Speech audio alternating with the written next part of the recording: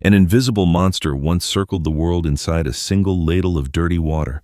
Sounds like a tall tale, doesn't it? Yet it forced the greatest cities on earth to their knees during a few sweltering days of summer, turning rivers that had once nourished civilizations into highways of contagion. Cholera has no face and no roar. It wields a deceptively gentle weapon, water. And because of that, its history mirrors our own. The story of exploding cities, of pumps and sewers, of competing medical theories grappling in physicians' minds, and of a strangely humble invention that has saved millions, a small packet of salt and sugar.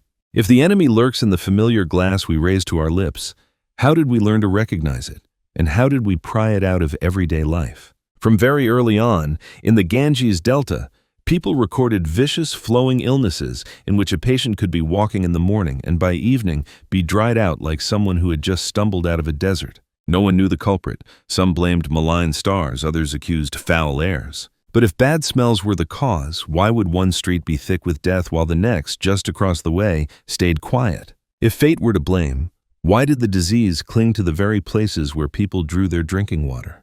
With questions piling up and no microscope in sight, history settled for a fog of unknowing, naming by symptoms, offering incense and prayers, and burying the dead in haste. Where exactly does cholera truly originate, and why did it spread worldwide? Cholera is an infectious gastrointestinal disease caused by the bacterium Vibrio cholera. The classical origin of the disease is tied to the Ganges basin in India, where flowing illnesses were recorded very early.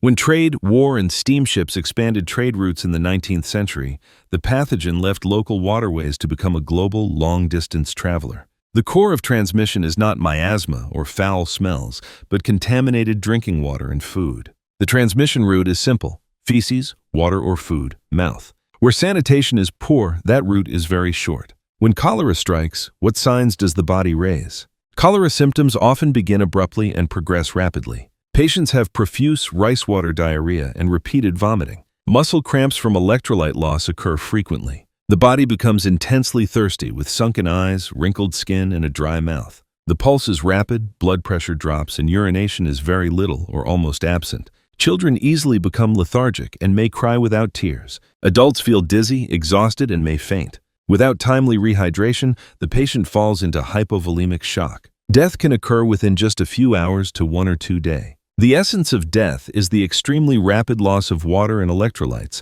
not the bacteria corroding the body. If infrastructure is weak, what price must a community pay? The social consequences of cholera are severe when infrastructure is weak. Densely populated cities with poor sewers and contaminated tap water will have strong outbreaks. Riverside villages, flood-prone areas, and refugee camps are classic hotspots. Mortality rises where clean water, ORS, and IV fluids are lacking. Poor families suffer the greatest health and economic damage. Local economies stall due to fear, lockdowns, and isolation. Schools close, markets empty, and water-food supply chains break down. Health systems are overwhelmed, staff are exhausted, and response capacity declines. Community trust falls when information lacks transparency and rumors spread. What historical disasters has cholera caused? In 1892, Hamburg in Germany experienced a major cholera outbreak due to delayed improvements in water filtration. Thousands died within a few weeks, and the city was forced to modernize water and sewer systems at unprecedented speed.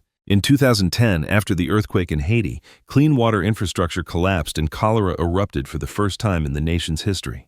Hundreds of thousands of cases and many thousands of deaths occurred, and control efforts continued for many years thereafter. The common lesson is clear: wherever clean water is knocked out, cholera can turn into a catastrophe.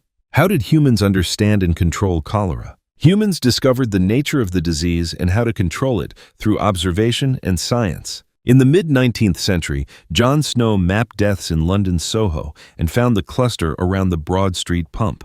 When the pump handle was removed, cases dropped markedly and the dirty water hypothesis was strengthened. At the same time, Filippo Pacini saw comma-shaped bacteria under the microscope.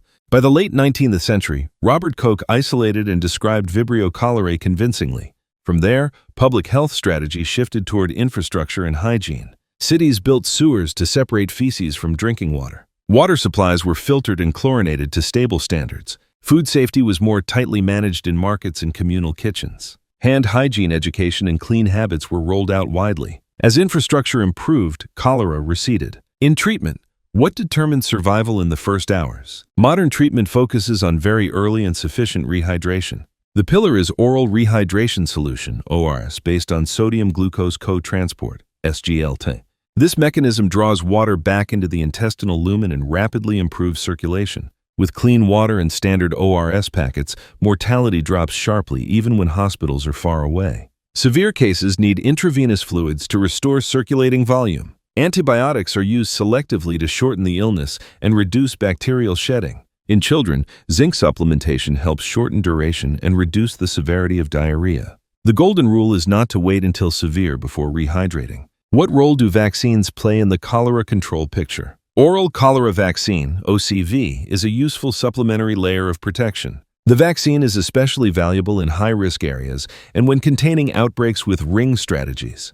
The vaccine does not replace clean water and sanitation, but significantly reduces the risk of severe disease and death. In contexts of conflict, disaster, or displacement, OCV goes hand in hand with distributing ORS, soap, and risk communication. What should we do daily to prevent cholera at the root? Prevention begins at the water source. Drink boiled water or water from guaranteed sources and store it in covered containers. Do not take or use water from rivers, ponds, or canals unless treated. Wash hands with soap after using the toilet and before preparing or eating food. Eat thoroughly cooked food, keep it covered, and refrigerate properly. Avoid ice and beverages of unclear origin or questionable hygiene. Use sanitary latrines and dispose of feces properly so as not to contaminate water sources. Keep markets, communal kitchens, and kitchen utensils clean. Keep ORS packets ready in the family medicine cabinet and learn to mix correctly. When acute diarrhea occurs, rehydrate immediately, seek care early, and alert local health authorities to trace contamination sources.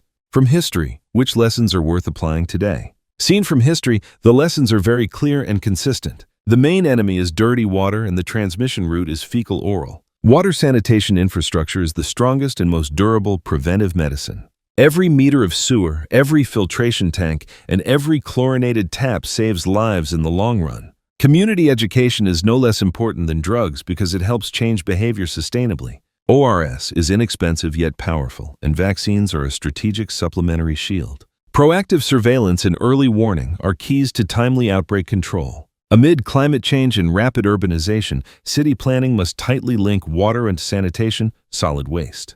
Priority must be given to slums, refugee camps, and low-lying flood zones where risk is high. Do not wait for an outbreak to act. Begin with a clean glass of water and soapy hands today. Keep an ORS packet ready in the medicine cabinet and a serious infrastructure plan for the whole community. History has shown the way, and the rest is discipline and execution.